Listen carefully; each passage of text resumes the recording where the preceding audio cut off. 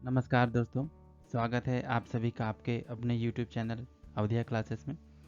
आइए आज हम भारतीय संविधान एवं राज्य व्यवस्था से कुछ प्रश्नों को देखते हैं और आज का विषय है भारतीय संविधान का निर्माण एवं इसकी प्रमुख विशेषताएं।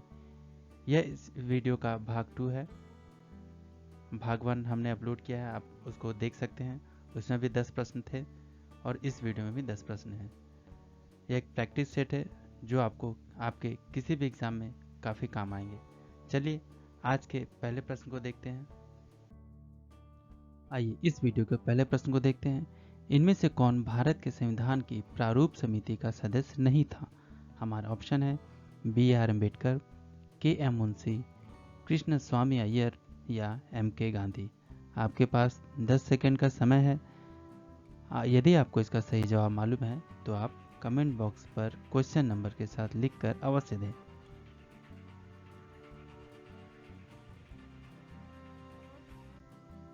आइए जानते हैं इसका सही जवाब क्या होगा। जी हाँ, इसका सही जवाब है K.M. मुंशी। 29 अगस्त 1947 में B.R. अम्बेडकर की अध्यक्षता में गठित प्रारूप समिति में 7 सदस्य थे।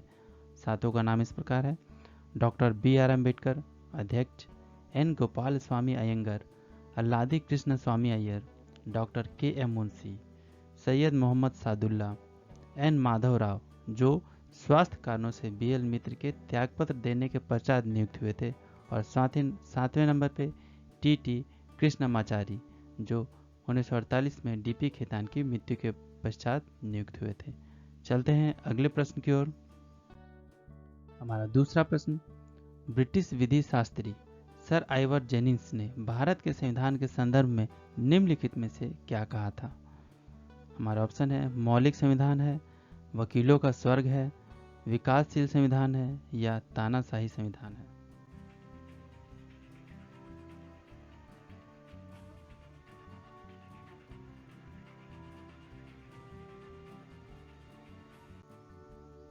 आइए जानते हैं इसका सही जवाब क्या होगा। जी हाँ, इसका सही जवाब है वकीलों का स्वर्ग है। भारतीय संविधान को वकीलों का स्वर्ग ब्रिटिश विधि शास्त्री सर आइवर जेनिंग्स ने कहा था। इस आलोचना के अनुसार भारत का संविधान अत्यंत विधिवादितापूर्ण व जटिल है तथा इसमें जिन कानूनी भाषा और मुहावरों को शामिल किया गया है उनके चलते संविधान एक जटिल दस्तावेज बन गया। यह कथन सर आइवर जेनिंग्स के अनुसार था। चलते हैं अगले प्रश्न की ओर। हमारा तीसरा प्रश्न, निम्नलिखित को नीचे दिए गए कूट की सहायता से सही कालक्रम में व्यवस्थित कीजिए। हमारे 4 यहाँ दिए हुए हैं, लाइन कथन दिए हुए हैं। संविधान सभा की पहली बैठक, माउंटबेटन योजना, उद्देश्य प्रस्ताव का प्रस्तुत होना या प्रारूप समिति का गठन। और हमारे कूट इस प्रकार हैं।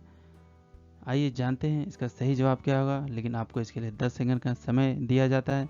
यदि आपको इसका सही क्रम पता है तो आप A या B या C या D के लिखित रूप से आप कमेंट बॉक्स में दे सकते हैं। अन्यथा जानते हैं इसका सही कूट क्या होगा। जी हाँ, इसका सही कूट है 1 3 2 4, यानी पहले नंबर पे संविधान सभा की पहली बैठक, उसके बाद उद्देश्य प्रस्ताव का प्रस्तुत होना, उसके बाद माउंटबेटन योजना और आखिरी में प्रारूप समिति का गठन। आइए इससे संबंधित कुछ अन्य जानकारी देख लेते हैं। संविधान सभा की प्रथम बैठक 9 दिसंबर 1946 को हुई, जिसमें सर्वमान्य रूप से डॉक्टर सच्चिदानंद सिन्हा को अस्थायी अध्यक्ष चुना गया। 13 दिसंबर 1946 को संविधान सभा में जवाहरलाल नेहरू द्वारा उद्देश्य प्रस्ताव प्रस्तुत किया गया। यह भारत में हुए राष्ट्रीय आंदोलनों के प्रमुख मुद्दों के उचित सारांश के रूप में था। 3 जून 1947 को लॉर्ड माउंटबेटन ने अपनी योजना प्रस्तुत की, जिसमें भारत की राजनीतिक समस्याओं को हल करने के विभिन्न चरणों की रूपरेखा रखी थी। प्रारूप समिति का गठन 29 अगस्त 1947 को हुआ था, जिसकी प्रमुख जिम्मेदारी संविधान सभा का प्रारूप निर्धारित करना था। चलते हैं अगले प्रश्न की ओर। आइए चौथे प्रश्न को देखते हैं। हमारा चौथा प्रश्न, निम्नलिखित में से किसने संविधान सभा के विचार विमर्श में भाग नहीं लिया? हमारा ऑप्शन है कांग्रेस, मुस्लिम लीग, कांग्रेस तथा मुस्लिम लीग दोनों, या उपयुक्त में से कोई नहीं।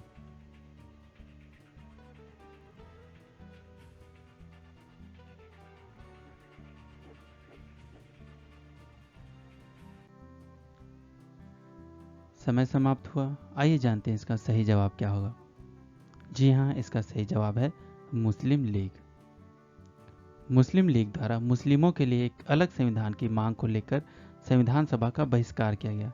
इस तरह संविधान सभा की पहली बैठक 9 दिसंबर 1946 में मुस्लिम लीग ने भाग नहीं लिया तथा दूसरी बैठक में 20 जनवरी 1947 का भी बहिष्कार किया। अगले प्रश्न की ओर चलते हैं।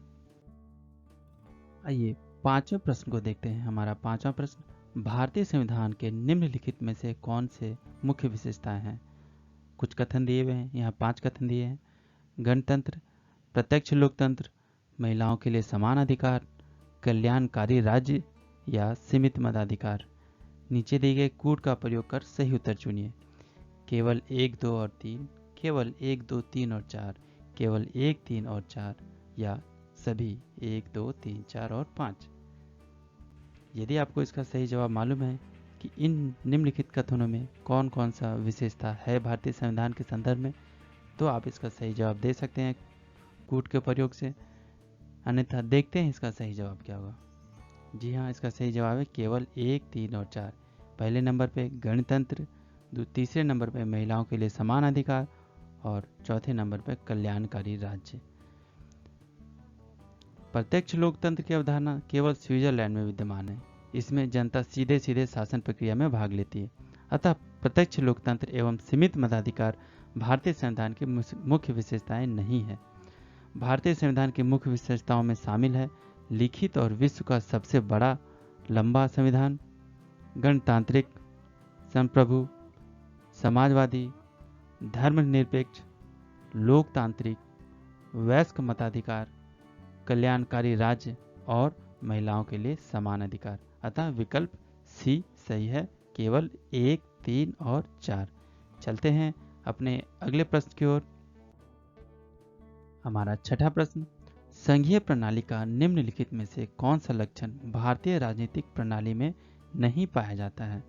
और हमारे ऑप्शन है दोहरी नागरिकता, परिसंघ और राज्य सरकारों के बीच शक्तियों का वितरण, संविधान की सर्वोच्चता, संविधान के निर्वाचन में न्यायपालिका का प्राधिकार। हम उम्मीद करते हैं कि इसका आपको सही जवाब मालूम होगा।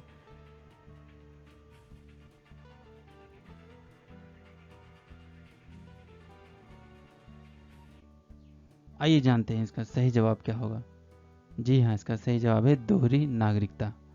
भारत के संविधान में संघीय सरकार व्यवस्था को अपनाया गया है। साथ ही यह व्यवस्था कनाडाई मॉडल पर आधारित है। इसके अंतर्गत निम्नलिखित विशेषताएं हैं: लिखित संविधान, शक्तियों का विभाजन, संविधान की सर्वोच्चता, कठोर संविधान, स्वतंत्र न्यायपालिका, द्विसदनीय विधायिका। दोहरी व्यवस्था के बावजूद भारत का संविधान एकल नागरिकता व्यवस्था को अपनाता है। इस आधार पर विकल्प ए सही नहीं है। चलते हैं अपने अगले प्रश्न की ओर। हमारा सातवां प्रश्न, निम्नलिखित में से कौन सी भारत के संविधान के आधारभूत विशेषता नहीं है? हमारा ऑप्शन है मूल अधिकार, न्यायपालिका की स्वतंत्रता, परिसंघवाद, संविधान के किसी भी भाग का संशोधन करने की संसद की निर्विवाद शक्ति।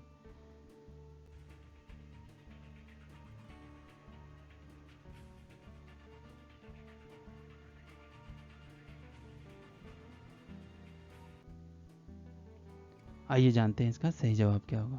जी हाँ, इसका सही जवाब है संविधान के किसी भाग का संशोधन करने की संसद की निर्विवाद शक्ति। मूल अधिकार, स्वतंत्र और निष्पक्ष न्यायपालिका, पंथ निरपेक्षता, श्रम प्रभुता, संसदीय प्रणाली की सरकार, परिसंघवाद आदि भारतीय संविधान की आधारभूत विशेषताएं हैं। अर्थात इनमें संशोधन करते हुए ध्यान रखना आवश्यक है कि मूल ढांचा बना रहे और ऊपरी स्तर पर जरूरी परिवर्तन कर दी जाए। संविधान के किसी भी भाग में संशोधन करने की संसद की सीमित शक्ति संविधान के आधारभूत ढांचे के अंतर्गत शामिल है, न कि निर्विवाद शक्ति। अतः विकल्प डी गलत है। आइए आठवें प्रश्न को देखते हैं। निम्नलिखित सूची 1 को सूची 2 से सुमेलित कीजिए। सूची 1 और सूची 2 है आपके सामने इस प्रकार है।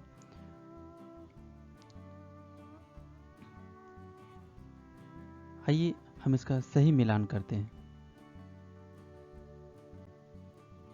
आपको समय दिया जाता है।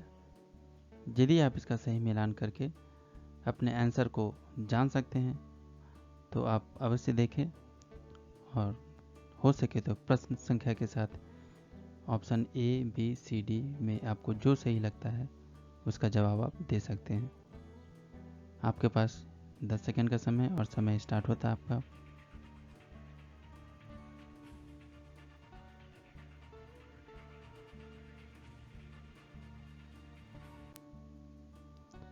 आइए जानते हैं इसका सही जवाब क्या होगा। इसका सही जवाब है ऑप्शन बी। आइए इसको हम लोग क्लियर करते हैं। संविधान सभा की अंतिम बैठक, जी हाँ, संविधान सभा की अंतिम बैठक का ऑप्शन ए होगा 24 जनवरी 1950। बी में चलते हैं। डॉक्टर अंबेडकर के अनुसार संविधान की आत्मा किसे कहते हैं? तो ये आपका होगा संवैधानिक उपचारों का अधिकार। तीसरे में सी में संविधान सभा की प्रथम बैठक, इसका सही जवाब आप सभी को मालूम होगा 9 दिसंबर 1946 को। और लास्ट में डी संविधान का हस्तलेखन, जिसने प्रेम बिहारी नारायण रायजाद ने किया था। इस हिसाब से हमारा ऑप्शन बी सही है, आप मिला सकते हैं। आइए इससे संबंधित कुछ अन्य जानकारियां भी देख लेते हैं। संविधान सभा की प्रथम बैठक 9 दिसंबर 1946 को हुई, जिसमें डॉक्टर सच्चिदानंद सिन्हा को अस्थायी अध्यक्ष चुना गया। ये बात हमने कई बार दोहराई है। हम उम्मीद करते हैं कि आपको कम से कम ये चीज़ अच्छी तरह से याद हो गई होगी। संविधान सभा की अंतिम बैठक 24 जनवरी 1950 को हुई थी। संविधान को हस्तलिखित करने का कार्य प्रेम बिहारी नारायण रायजाद ने किया था। डॉक्टर अंबेडकर ने संवैधानिक उपचारों को अधिकार अनुच्छेद 32 को संविधान की आत्मा की संज्ञा दी है, अतः विकल्प बी सही सुमेलित होता है। चलते हैं अपने अगले प्रश्न की ओर। हमारा 9वां प्रश्न, भारतीय संविधान में एकल नागरिकता का प्रावधान लिया गया। आयरलैंड के संविधान से, फ्रांस के संविधान से, अमेरिका के संविधान से या ब्रिटेन के संविधान से? इस प्रश्न का भी चर्चा हमने पिछले प्रश्नों में किया है। हम उम्मीद करते हैं कि आपको इसका सही जवाब मालूम होगा। और ये काफ़ी इम्पोर्टेंट क्वेश्चन है। ये आपके किसी भी एग्ज़ाम में पूछा जा सकता है और कई बार पूछा भी गया है, और आपको यह याद भी रखना है। जी हाँ, इसका सही जवाब है ब्रिटेन के संविधान से। भारतीय संविधान में एकल नागरिकता का प्रावधान ब्रिटेन के संविधान से लिया गया है। इसके अलावा पूर्व सोवियत संघ के संविधान के मूल कर्तव्य और प्रस्तावना में न्याय का आदर्श तथा ऑस्ट्रेलिया से समवर्ती सूची, संसद के दोनों सदनों की संयुक्त बैठक जैसे प्रावधान शामिल किए गए हैं। चलते हैं अगले प्रश्न की ओर। हमारा इस वीडियो का आखिरी प्रश्न और 10वां प्रश्न, संविधान सभा द्वारा राष्ट्रगान जन गण मन को स्वीकृति कब प्रदान की गई थी? 22 जुलाई 1947, 24 जनवरी 1950, 26 नवंबर 1950 या 26 जनवरी 1950?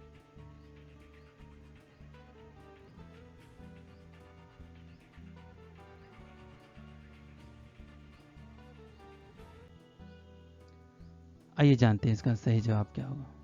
जी हाँ, इसका सही जवाब है 24 जनवरी 1950। संविधान सभा द्वारा राष्ट्रगान जन गण मन को 24 जनवरी 1950 को स्वीकृति दी गई। आइए इसके बारे में जानकारी देख लेते हैं। संविधान सभा द्वारा 24 जनवरी 1950 के दिन राष्ट्रगान की स्वीकृति प्रदान की गई, लेकिन यह पहली बार 27 दिसंबर 1911 को कांग्रेस के कलकत्ता अधिवेशन में गाया गया था। रविंद्रनाथ टैगोर ने इसे मूलतः बंगला में लिखा था तथा इस पूरे गान में 5 पद हैं। धन्यवाद दोस्तों, इस वीडियो में बस इतना ही। हम फिर मिलते हैं नए भाग के साथ, नए विषय के साथ, नए वीडियो के साथ और कुछ अच्छे प्रश्नों के साथ। और यदि आपको हमारा वीडियो पसंद आया हो तो लाइक और सब्सक्राइब जरूर करें। और हम उम्मीद करते हैं कि इन सभी प्रश्नों में से आप अधिकतम प्रश्न को सही किया होगा।